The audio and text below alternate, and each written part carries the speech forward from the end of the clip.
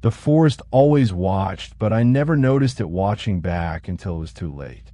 The chill wind, a harsh, unwelcome guest, whipped relentlessly around my ears at 3:47 a.m., cutting a frigid path through the worn fabric of my jacket as I walked the deserted stretch bordering the ancient, whispering woods. I tried to convince myself it was just the wind, nothing more significant than a stray thought, as the distant, comforting hum of the city slowly faded into an unnerving silence behind me, replaced by the rustle of unseen leaves. A fleeting flicker of movement, deeper within the intricate labyrinth of tangled branches, momentarily captured my peripheral vision, a shadow seeming to detach itself from the pervasive darkness, only to seamlessly meld back into the tree line.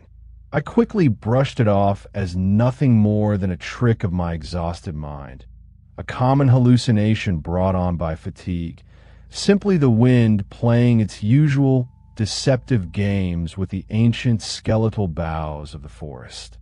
Despite the unsettling encounter, a strange, undeniable pull drew me back to those same woods days later, compelling me to venture further and further inside.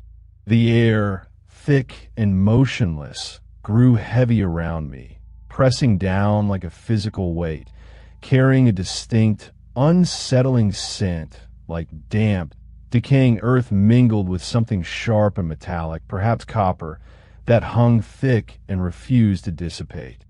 Now, every rustle of dry leaves underfoot felt unnervingly deliberate. Every distant snap of a twig sounded too close, too intentional, echoing within the sudden silence. The deepening shadows, like predatory entities themselves, constantly shifted and twisted, hinting at fleeting, indistinct forms just beyond the very edge of my frantic perception, a constant, nagging, utterly unwelcome presence that burrowed deep into my thoughts. A long-forgotten primal fear, one I thought I had buried decades ago, violently clawed its way back to the surface, resurrecting the chilling ghost of my grandmother's old warnings. She used to tell vivid, unsettling tales about the hollow men who dwelled in the deepest, most shadowed parts of the woods, creatures that silently watched, patiently waiting for you to simply forget yourself, to become utterly, hopelessly lost, a vacant vessel for their return.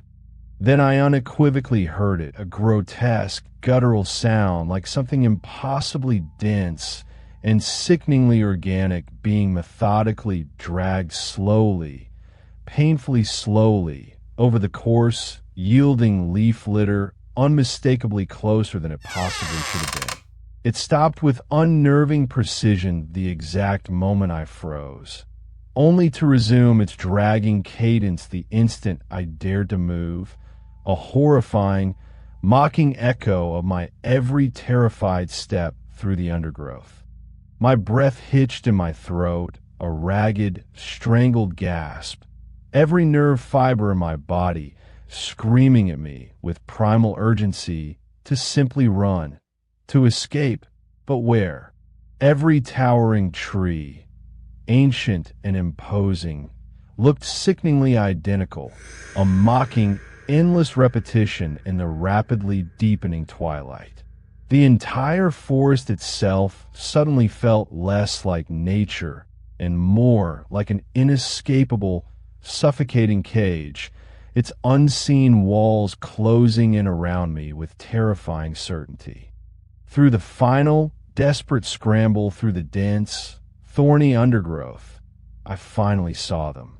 A pair of utterly inhuman eyes, glinting with an ancient, calculating malice that froze my very marrow, gleamed from the deepest, most impenetrable shadow, reflecting the scant, dying light with a cold, predatory intelligence I could not comprehend.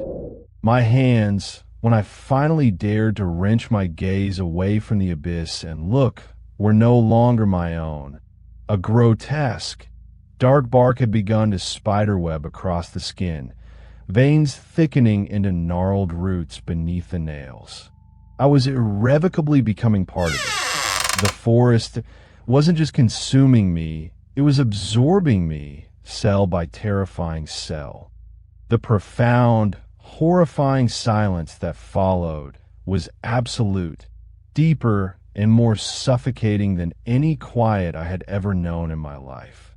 And then a whisper, not from outside, but from within, my own voice amplified, echoing from 1,000 ancient branches, a chorus of agony and a chilling, rooted, inescapable peace.